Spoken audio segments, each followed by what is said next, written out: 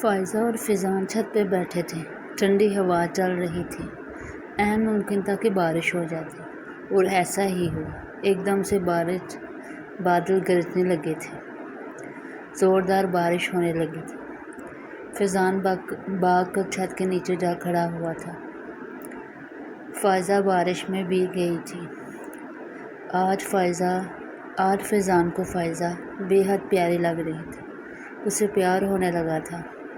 وہ اسے دیکھتے ہی جا رہا تھا، مگر فائزہ بارش کا مزہ لے رہی تھی۔ فائزہ اور فیضان آپس میں دوست اور کزن بھی تھے۔ دونوں کی سوچ بھی ملتی تھی۔ فائزہ فیضان سے بڑی بھی تھی۔ وہ دونوں ایک ہی گھر میں رہتے تھے۔ فائزہ کی منگنی اس کی خالہ کے گھر ہوئی تھی۔ وہ بہت خوش تھی، مگر یہ فیضان کو کیا ہونے لگا تھا؟ وہ فائزہ سے بے حد پیار کرنے لگا تھا۔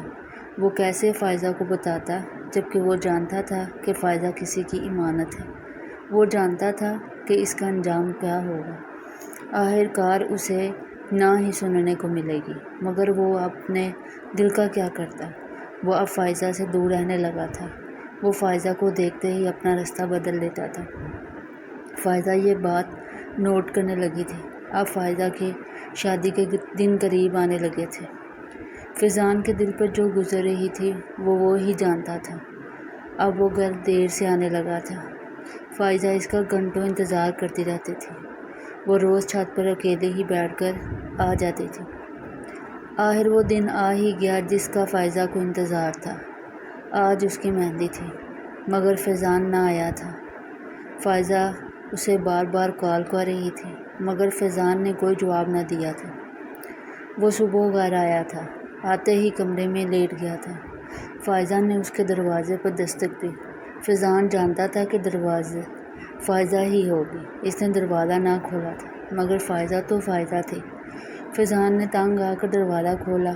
فائزہ ایک ہی سانس میں بولتی جا رہی تھی، میں تمہارا پوری رات انتظار کرتی رہی ہوں، اور تم اب آئے ہو۔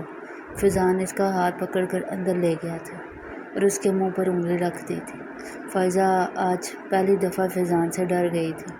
اسے آج کچھ عجیب لگ رہا تھا۔ فیضان اس کے بے حد قریب پاس آ کر بولا تھا، فائزہ میں تم سے محبت کرنے لگا ہوں، کرو گے مجھ سے شادی؟ فائزہ گھبرا گئی تھی۔ وہ جلدی سے کمرے سے نکل گئی تھی۔ اس نے اپنا کمرہ بند کر لیا تھا۔ فیضان خود کو مارنے لگا تھا کہ اس نے ایسا کیوں کیا ہے۔ آج بارات تھی۔ فائزہ تیار ہونے چلی گئی تھی، مگر وہ ایک ہی بات سوچ رہی تھی۔ وہ میرج ہال پہنچ گئی تھی۔ آج بے حد پیاری لگ رہی تھی۔ اس کی آنکھوں میں ایک عجیب سا ڈر تھا۔ پھر نکاح ہوا۔ اس کی آنکھیں فیضان کو تلاش کر رہی تھیں۔ وہ اس کے گلے لگ کر رونا چاہتی تھی۔ پھر رخصتی ہوئی اور فیضان باہر ہی کھڑا تھا۔ اس کی شرم سے آنکھوں میں آنسو تھے۔ فائزہ اسے دیکھتی جا رہی تھی۔ فیضان فائزہ کے جانے کے بعد بہت رویا تھا۔ فائزہ خوش تھی، مگر فیضان نے اپنا یہ کیا حال کر لیا تھا۔ آج فائزہ فیضان سے ملنے آئی تھی۔ فیضان پلیز تم شادی کر لو۔